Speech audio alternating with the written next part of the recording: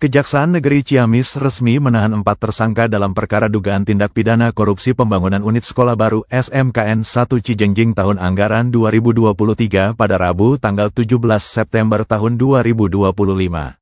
Seperti diberitakan sebelumnya, kondisi bangunan baru SMKN 1 Cijengjing, Kabupaten Ciamis, mengalami kerusakan di berbagai bagian dan kini terbengkalai. Bangunan yang seharusnya menjadi tempat menimba ilmu para siswa itu kini dipenuhi rumput dan ilalang yang tinggi. Kepala Seksi Tindak Pidana Khusus Kejari Ciamis, M. Heris Priyadi, menjelaskan bahwa penetapan tersangka dilakukan berdasarkan alat bukti yang sah. Ia menyampaikan bahwa saat ini bukti sudah cukup untuk 4 tersangka. Heris juga menambahkan kemungkinan tidak ada tersangka lain, tetapi mereka akan melihat jika ditemukan bukti baru, baik di persidangan maupun dalam proses pembuktian. Heris mengungkapkan, hasil perhitungan Badan Pengawasan Keuangan dan Pembangunan Perwakilan Jawa Barat menyebutkan bahwa kerugian keuangan negara mencapai 2,77 miliar rupiah. Kerugian itu timbul karena bangunan tidak dapat dimanfaatkan dan pengawasan yang seharusnya tidak dilaksanakan. Heris juga menambahkan bahwa pemulihan kerugian negara akan ditempuh melalui itikat baik dari para terdakwa untuk mengembalikan kerugian atau dengan penyitaan aset yang mereka miliki, sesuai putusan pengadilan. Adapun peran para tersangka dijabarkan oleh Heris, Eka selaku pejabat pembuat komitmen dinilai tidak menjalankan tugas pengendalian kontrak. JP sebagai pelaksana kegiatan dan direktur kontraktor tidak menunaikan tanggung jawabnya serta menggunakan tenaga kerja yang tidak kompeten dan tidak bersertifikat. Sementara itu, 2 konsultan pengawas berinisial S dan IS juga dianggap lalai. Heris mengatakan, S tidak mengirimkan tenaga ahli sesuai kontrak, melainkan menunjuk IS yang hanya lulusan SMK dan tidak berpengalaman. Hal ini membuat pengawasan dan progres pengerjaan tidak sesuai perencanaan. Mengenai alasan penahanan, Heris menegaskan bahwa hal itu merupakan kewenangan penyidik. Ia menjelaskan, penahanan 20 hari pertama dapat diperpanjang 40 hari dengan tujuan untuk memperlancar pemeriksaan serta mencegah hilangnya alat bukti atau potensi melarikan diri. Heris juga menegaskan tidak ada kerugian negara terkait pengadaan tanah karena lahan yang digunakan merupakan hibah dari tokoh masyarakat. Ia menambahkan, kerugian murni berasal dari pembangunan yang tidak sesuai teknis dan kesalahan pelaksanaan. Atas pertanyaannya mungkin nggak ada tersangka baru. Penetapan tersangka itu berdasarkan alat bukti yang mungkin dapat nanti ada bertambah segala macam sesuai dengan alat bukti yang nanti akan kita ungkap di dalam persidangan maupun di dalam pembuktian ini. Pada saat ini untuk saat ini alat bukti yang cukup terhadap 4 tersangka terlebih dahulu.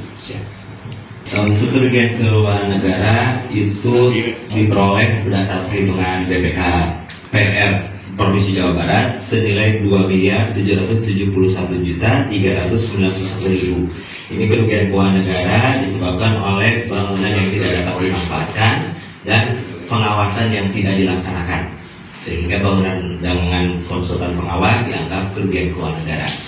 Nah, nanti terkait dengan kerugian keuangan negara ini tugas kami untuk dapat memulihkannya dengan cara apakah terdakwa ada itikat baik untuk memulihkan kerugian keuangan negara ini atau kita melakukan perampasan terhadap aset-aset dari para tersangka tersebut sesuai nanti dengan kerugian keuangan negara yang ditetapkan nanti oleh pengadilan. Siapa yang bertanggung jawab terhadap itu?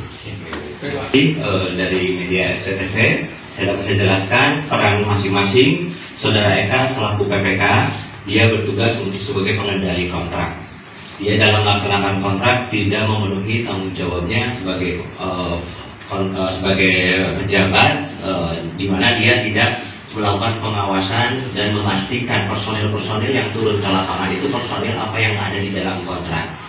Nah, kedua, JP sebagai pelaksana kegiatan, dia yang memenangkan kontrak, dia yang menandatangani kontrak. Pada muara akhirnya, dia sebagai direktur tidak melakukan pertanggungjawabannya dengan memilih personil yang tidak ada di dalam kontrak dan tidak berkompeten serta tidak bersertifikasi. Sedangkan saudara S dan IS itu sendiri sebagai konsultan pengawas, sama juga saudara S tidak mengirimkan ahli sebagaimana ditawarkan, yaitu ahli dengan ijazah S1 dan bersertifikasi keahlian. Dia mengirimkan IS yang notabene hanya SMK dan tidak berpengalaman, dan dalam progres pengerjaannya tidak dilaksanakan sesuai dengan perencanaan konsultan. Begitu mungkin garis besarnya. Penahanan ini adalah kewenangan dari penyidik 20 hari dan dapat diperpanjang selama 40 hari. Kami melakukan penahanan ini untuk memperlancar dalam pemeriksaan nanti. Kedua, untuk menjaga terjadinya penghilangan alat bukti atau potensi melarikan diri. Terkait apakah terhadap pengadaan tanah ini adalah hibah dari tokoh masyarakat, tidak ada nilai ekonomis, jadi tidak ada pengeluaran dari keuangan negara terhadap tanah tersebut. Dua objek tanah yang dihibahkan, satu bangunan BNNC dengan satu lagi tanah yang ada di SMK 1 Cijengjing sekarang dibangun. Itu aja. Mengenai tanah, pada prinsipnya pembangunan itu dimanapun bisa dibangun, yang penting rekayasa tanahnya dapat dilaksanakan dengan baik.